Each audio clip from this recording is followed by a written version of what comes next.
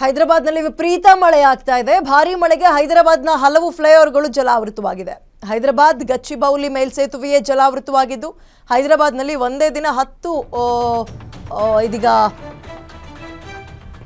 Millimetre ಮಳೆಯಾಗಿದೆ. ಹೈದರಾಬಾದ್ ಪ್ರವಾಹದ ದೃಶ್ಯಗಳು ವೈರಲ್ ಆಗ್ತಾ ಇದ್ದು ಹೈದರಾಬಾದ್ನ ಹಲವು ತಗ್ಗು ಪ್ರದೇಶಗಳು ನೀರಿನಿಂದ ಜಲಾವೃತವಾಗಿದೆ. ರಸ್ತೆಗಳಲ್ಲಿ ನೀರು ನಿಂತಿದೆ, ವಾಹನ ಸವಾರರು ಪರದಾಡ್ತಾ ಇದ್ದಾರೆ.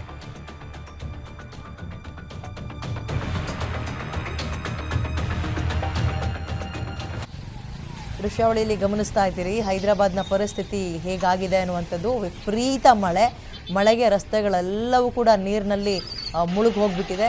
ಮಗದೊಂದು ಕಡೆ ಇವರೇ ಹೇಳಿದಲ್ವಾ, ಏನಂತ, ಬೆಂಗಳೂರಿನಲ್ಲಿ ಯಾವುದಕ್ಕೂ ಅವಕಾಶ ಇಲ್ಲ, ಸರಿಯಾಗಿಲ್ಲ, ಬನ್ನಿ ಈ ಕಡೆಗೆ ನಾವು ವ್ಯವಸ್ಥೆ ಮಾಡಿಕೊಡ್ತೀವಿ ಅಂತ. ಅದಕ್ಕೆ ಬೇರೆ ರಾಜ್ಯದ ಬಗ್ಗೆ, ಬೇರೆ ಊರಿನ ಬಗ್ಗೆ ಮಾತಾಡಬೇಕಾದ್ರೆ ನೋಡಿ ಮಾಡಿ ಮಾತಾಡಬೇಕು ಅಂತ.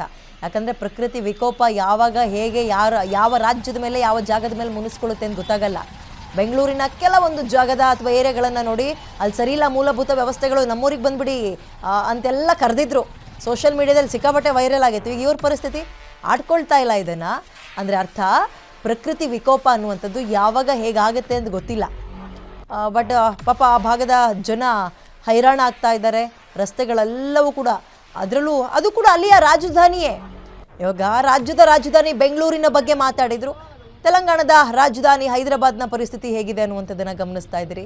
ರಸ್ತೆಗಳೆಲ್ಲವೂ ಕೂಡ ನೀರಿನಲ್ಲಿ ತುಂಬಿ ಹೋಗ್ಬಿಟ್ಟಿದೆ. ತಗ್ಗು ಪ್ರದೇಶಗಳಿಗೆ ನೀರು, ಆಳೆತ್ತರದ ಕಾರ್ಗಳು, ಬೈಕ್ಗಳು ಮುಳುಗಿ ಹೋಗ್ತಾ ಇದೆ. ನೋಡಿ, ಅಲ್ಲಿ ಪುರಾವೆಗಳ ಸಿಗೋದೇ ಕಷ್ಟ ಅನ್ನೋ ಪರಿಸ್ಥಿತಿ ಇದೆ.